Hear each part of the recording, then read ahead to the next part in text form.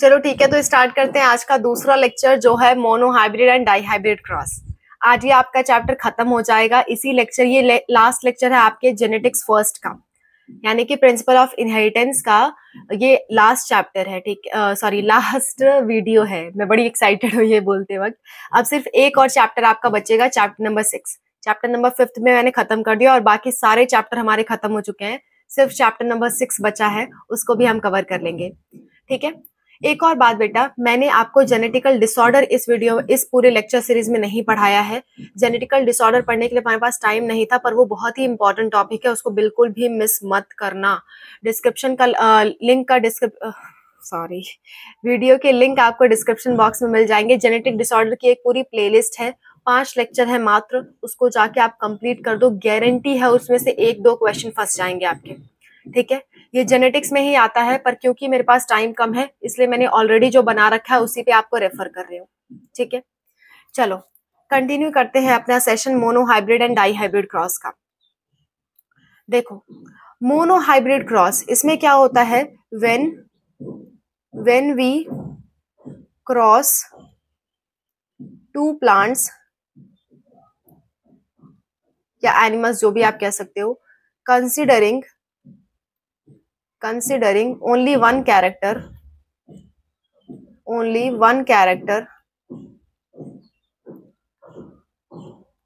then it is called as monohybrid cross।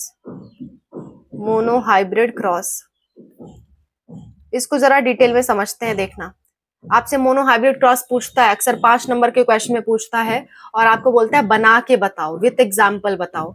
तो इसका example मैं लिख देती हूँ। ठीक है, capital T is crossed with small t। ठीक है, ये आपका क्या हो जाएगा, मोनोहाइब्रिड क्रॉस। नाउ इससे बनता है आपका कैपिटल T स्मॉल t, फिर वापस से इसको क्रॉस करते हैं, कैपिटल T स्मॉल t, और इससे फिर दूसरे चीजें बनती हैं। इसको स्टेप बाय स्टेप हमें देखना है। ठीक है, आपको पहले क्या लेना होता है, पेरेंट्स। अच्छा, एक काम करो, ये पूरा लिख लो, क्योंकि मुझे इसके आगे पढ़ाने में एक पूरा पेज चाहिए, तो इतना पूरा लिख लो, ये मोनोहाइब्रिड क्रॉस का डेफिनेशन है। ठीक है, उसके बाद में मिटा के आपको पूरा मोनोहाइब्रिड क्रॉस कैसे करके दिखाते हैं, फिनोटिपिक जीनोटिपिक रेशियो क्या होता है, ये सब मैं आपको बता दूंगी। ठीक है, आई होप आपने नोट कर लिया होगा। अब मैं इरेज कर रही हूँ उसे, अगर नहीं किया है तो आप पीछे करके वीडियो देख सकते हो। चलो मोनोहाइब्रिड क्रॉस करते हैं। क्या करने जा रहे हैं, मोनोहाइब्रिड क्रॉस। इसमें हम एक ही कैरेक्टर लेंगे। कौन सा कैरेक्टर लेंगे, हाइट ले लेते हैं। ठीक है, हाइट क्या होता है, या तो टॉल या तो ड्वार्फ। तो आप शुरू में क्या लोगे, पेरेंट्स को लोगे। पेरेंट्स को हमेशा पी से दिखाया जाता है, पी। ठीक है, पी से क्या किसको दिखाओगे, पेरेंट्स को। पेरेंट क्या होंगे, या तो टॉल हो सकता है, क्या हो सकता है, टॉल, कैपिटल टी का मतलब टॉल, या तो क्या हो सकता है, स्मॉल टी ड्वार्फ। पेरेंट्स को हमेशा ना होमोजाइगस लिया जाता है, यानी सेम अलील लिए जाते हैं पेरेंट्स के लिए। अब आप जब इसको क्रॉस करोगे बेटा, इसको आप क्रॉस करने के लिए एक स्क्वायर बनाते हो, जिसको हम कहते हैं पुनेट स्क्वायर। आपको जब भी एग्जाम में करना होगा तो पुनेट स्क्वायर बना के करना होगा। इसी स्क्वायर को हम कहते हैं पुनेट स्क्वायर।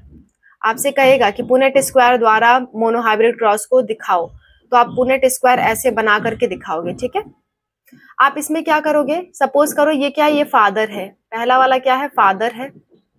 ठीक है, फादर को इस सिंबल से दिखाते हैं, मेल को, और ये वाली क्या है, मदर है। मदर को हमेशा इस सिंबल से दिखाते हैं। तो मैंने मान लिया कि मैंने फादर को यहाँ पे ले लिया, कैपिटल टी, और मैंने मदर को नीचे की तरफ ले लिया, स्मॉल टी। अब जरा क्रॉस करो, जरा क्या बनेंगे, देखो, इन दोनों को क्रॉस करोगे तो क्या बनेगा, कैपिटल टी स्मॉल टी। फिर इससे इसको क्रॉस करोगे तो क्या बनेगा, कैपिटल टी स्मॉल टी। आप स्मॉल टी को भी पहले लिख सकते हो, कोई दिक्कत नहीं है। आप स्मॉल टी कैपिटल टी भी लिख सकते हो, कोई दिक्कत नहीं है। लेकिन तरीका तो यही है कि कैपिटल पहले लिखो, स्मॉल बाद में लिखो। फिर इस वाले को पहले वाले के साथ क्रॉस कराओ, कैपिटल टी स्मॉल टी। फिर इसी को दूसरे वाले के साथ क्रॉस कराओ, कैपिटल टी स्मॉल टी। ऐसा कुछ आपको देखने को मिल रहा है। यानी ऑल कैसे मिल रहे हैं, ऑल आपको कैपिटल टी स्मॉल टी मिल रहे हैं। और कैपिटल टी स्मॉल टी भी क्या होता है, टॉल होता है, लॉ ऑफ डोमिनेंस के अनुसार। मैंने कल बताया था, चाहे कैपिटल टी हो या कैपिटल टी स्मॉल टी हो, इन दोनों कंडीशन में टॉल होगा। अगर स्मॉल टी है तो क्या हो जाएगा, ड्वार्फ हो जाएगा। ठीक है, ये क्या है आपका ऑल टॉल आपको देखने को मिलेंगे, सारे के सारे लंबे आपको देखने को मिलेंगे। और सारे क्या है हाइब्रिड है, मतलब प्योर कोई नहीं है, इसको आप हाइब्रिड कहोगे, सभी के सभी क्या है हाइब्रिड है। और ये जो मिले हैं ये आपके क्या है F1 है, यानी कि फीलियल 1 है। याद करो मैंने कहा था फीलियल मतलब बच्चे होते हैं, ये फर्स्ट जनरेशन के बच्चे हैं, फीलियल जनरेशन 1 इसे आप कहोगे। अब हमें क्या करना है, अब हमें इन दोनों का ही क्या कराना है, क्रॉस करवाना है। ठीक है, इन दोनों का क्या कराएंगे, क्रॉस करवाएंगे। अब वापस से ऐसे क्या बनाओ, पुनेट स्क्वायर बना लो, वापस से ऐसे पुनेट स्क्वायर बनाओगे, यहाँ पे मेल लिखोगे, यहाँ पे फीमेल, यहाँ पे तो मेल भी कैपिटल टी स्मॉल टी है, फीमेल भी क्या है कैपिटल टी स्मॉल टी। अब इनको क्रॉस करो, कैपिटल टी यहाँ पे आ जाएगा, इसको दूसरे वाले से करो कैपिटल टी स्मॉल टी आएगा, फिर इस वाले को पहले वाले से करो कैपिटल टी स्मॉल टी आएगा, और फिर लास्ट में क्या आएगा स्मॉल टी स्मॉल टी। यानी रिजल्ट आपको क्या देखने को मिला, ध्यान देना, रिजल्ट आपको ये देखने को मिला कि एक कैपिटल टी देखने को मिल रहा है, दो आपके कैपिटल टी स्मॉल टी देखने को मिल रहे हैं, और फिर लास्ट में क्या देखने को मिल रहा है, एक स्मॉल टी। ठीक है, ऐसा कुछ देखने को मिल रहा है। इस जनरेशन को कहोगे आप F2 जनरेशन, फीलियल जनरेशन 2। दूसरे बच्चे हैं ये, एक जनरेशन के बच्चे उसके बाद दूसरे जनरेशन के बच्चे हैं ये। ठीक है, तो आप देखो ये क्या है कैपिटल टी टॉल वाला कितना है 1 है, ये क्या है ये भी क्या है टॉल है, लेकिन इनका जीन अलग है, ये 2 है। फिर ये क्या है, ये है ड्वार्फ, और ये क्या है 1 है। बात समझ में आ रही है, इसको नोट डाउन कर लो। फिर मैं आपको एक बात बताती हूँ, एक होता है जीनोटिपिक रेशियो बेटा, जीनोटिपिक यानी अलील और जीन के आधार पे, अलील और जीन के आधार पे अगर आप इन्हें देखोगे तो 1:1 आपको दिख रहा है, रेशियो क्या होगा 1:2:1, जीनोटिपिक रेशियो हो जाएगा 1:2:1। लेकिन अगर आप ऐसे देखो तो 3 आपको टॉल दिख रहे हैं और एक क्या दिख रहा है ड्वार्फ, यानी कि ये क्या है फिनोटिपिक रेशियो है। फिनोटिपिक रेशियो क्या है, मतलब देखने में आपको क्या आ रहा है, फिनोटिपिक मतलब होता है देखने में, मैंने आपको बता चुकी हूँ ये बात। फिनोटिपिक जो आपके ऑब्जर्वेबल कैरेक्टर्स हैं, तो आपको 3 क्या दिख रहे हैं, टॉल दिख रहे हैं, तो आप क्या कहोगे 3 टॉल है और एक क्या है ड्वार्फ। सो फिनोटिपिक रेशियो हो जाएगा आपका 3:1 और जीनोटिपिक हो जाएगा 1:2:1। वेरी इंपॉर्टेंट बेटा, प्लीज याद रखना कि मोनोहाइब्रिड क्रॉस में जीनोटिपिक रेशियो होता है 1:2:1 और फिनोटिपिक होता है 3:1। ऐसे पूरे बना के आपको ये दोनों रेशियो लिख के आना है, 5 नंबर टोटल मिल जाएंगे आपको, कोई दिक्कत नहीं होगी। ठीक है, ये पूरा था आपका मोनोहाइब्रिड क्रॉस। आई होप आपको समझ में आया होगा मोनोहाइब्रिड क्रॉस पूरा। इसके बाद हम पढ़ने जा रहे हैं डाई हाइब्रिड क्रॉस के बारे में। ठीक है, इस पूरे को मैं मिटा देती हूँ, फिर हम पढ़ेंगे डाई हाइब्रिड क्रॉस। अब दूसरी हेडिंग है आपकी डाई हाइब्रिड क्रॉस। इसमें हम 2 कैरेक्टर को लेंगे एक समय में। ठीक है, dihybrid cross, what is dihybrid cross, इसमें लिखोगे आप in this type of cross two plants are crossed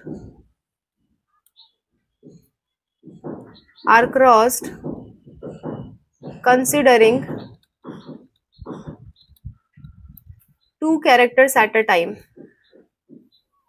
2 characters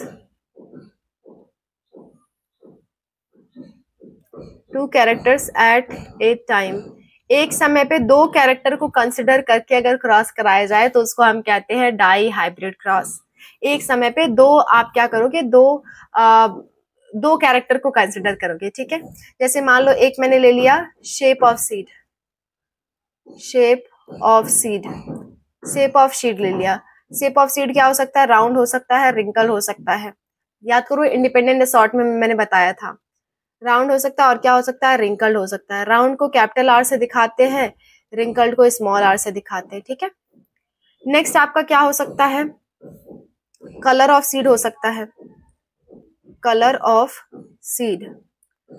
seed क्या होगा, या तो येलो होगा, येलो को आप कैपिटल वाई से दिखाओगे, और या तो ग्रीन होगा।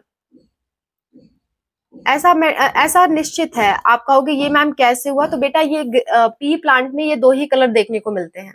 ठीक है, ये कहीं से हमने मतलब इसका कोई लॉजिक नहीं है। जैसे मान लो आप कहो कि रोज क्यों लाल ही होता है, क्यों पिंक ही होता है रोज, तो उसका कोई लॉजिक नहीं है। हाँ, ये कह सकते हो कि आप उसके अंदर पिगमेंट है वैसे, तो ऐसी सारी बातें हैं ये। शेप ऑफ सीड या तो गोल गोल होगा या तो ऐसे कुचला सा होगा, और कलर ऑफ सीड या तो येलो होगा या तो आपका क्या होगा, ग्रीन। किस में बात कर रहे हैं, मटर के प्लांट में बात कर रहे हैं, पी प्लांट में, ठीक है। अब डाई हाइब्रिड क्रॉस का ना बेटा आपको मतलब पूरा बनाने को नहीं आता है, मैं आपको डायरेक्टली बता देती हूँ, आप याद कर लो। फिनोटिपिक रेशियो आपसे पूछा जाता है, दैट्स इट। आपसे बनाने को कुछ नहीं कहा जाता, खाली आपसे पूछा जाता है फिनोटिपिक रेशियो बता दो इसका। तो आप याद कर लो 9:3:3:1 होता है इसका फिनोटिपिक रेशियो, ठीक है। एक ही ऐसा होगा जो कि क्या होगा, एक ऐसा होगा जो होगा green and wrinkled, green and wrinkled. एक होगा ग्रीन एंड रिंकल्ड। टोटल कितने हैं, 16, गिन लो, 16 आएंगे। उनमें से एक क्या होगा, ग्रीन एंड रिंकल्ड होगा, और 9 क्या होंगे, राउंड एंड येलो होंगे, राउंड एंड येलो होंगे, ठीक है। मैम बाकी बीच का 3 क्या है बता रही हूँ। ये 3 क्या है, ये होगा राउंड एंड ग्रीन, राउंड और क्या होंगे, ग्रीन होंगे। और ये वाला 3 क्या होगा, रिंकल्ड एंड येलो होगा। तो देखो सभी लोग अलग अलग हैं, ठीक है। ये आपका क्या है, फिनोटिपिक रेशियो है। आपको डाई हाइब्रिड क्रॉस में बस उसकी डेफिनेशन याद रखनी है, कौन से कैरेक्टर्स हम ले रहे हैं इसको याद रखना है, और जीनोटिपिक और सिर्फ और सिर्फ फिनोटिपिक रेशियो याद रखना है, 9:3:3:1। आपका काम बन जाएगा। और आपको इनकम्प्लीट डोमिनेंस और को डोमिनेंस का भी रेशियो याद रखना है, 1:2:1। दोनों का रेशियो 1:2:1 होता है, चाहे वो इनकम्प्लीट डोमिनेंस हो चाहे वो को डोमिनेंस हो।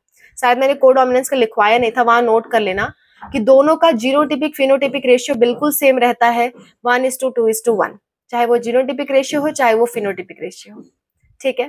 तो इतनी बातें हैं आपके मोनो हाइब्रिड और डाई हाइब्रिड क्रॉस में। 2 छोटे छोटे टॉपिक हमें और पढ़ने हैं, उसके बाद आपका ये पूरा चैप्टर खत्म हो जाएगा, ठीक है। आई एम सॉरी, इसके बाद आपका ये पूरा चैप्टर खत्म हो जाएगा। देखते हैं, देखो एक छोटी सी हेडिंग है आपका पॉलीजेनिक इनहेरिटेंस। क्या है, पॉलीजेनिक इनहेरिटेंस। इसका क्या मतलब हुआ, पॉली मतलब होता है कई सारे, पॉली मतलब क्या होता है, मल्टीपल, मल्टीपल। जीनिक मतलब जीन्स, यानी कि एक कैरेक्टर के लिए अगर बहुत सारे जीन हो तो ऐसे को हम कहेंगे पॉलीजेनिक इनहेरिटेंस। इसका मतलब होता है if one character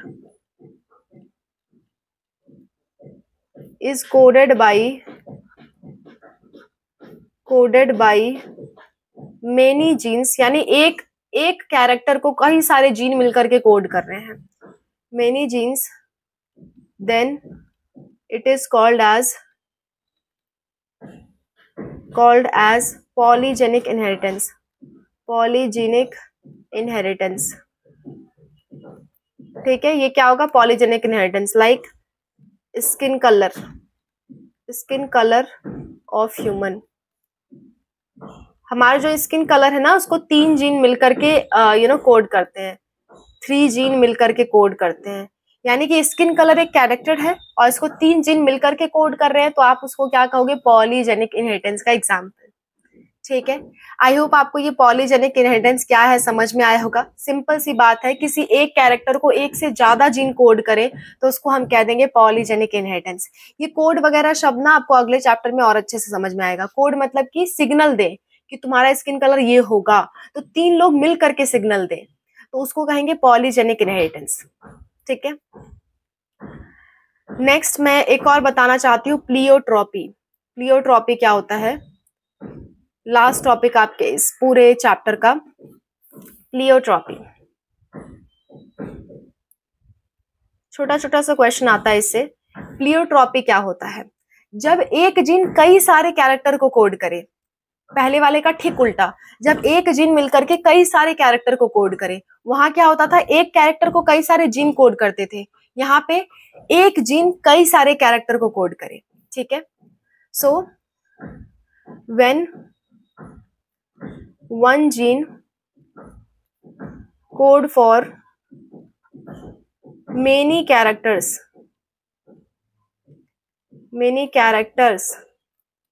it is called as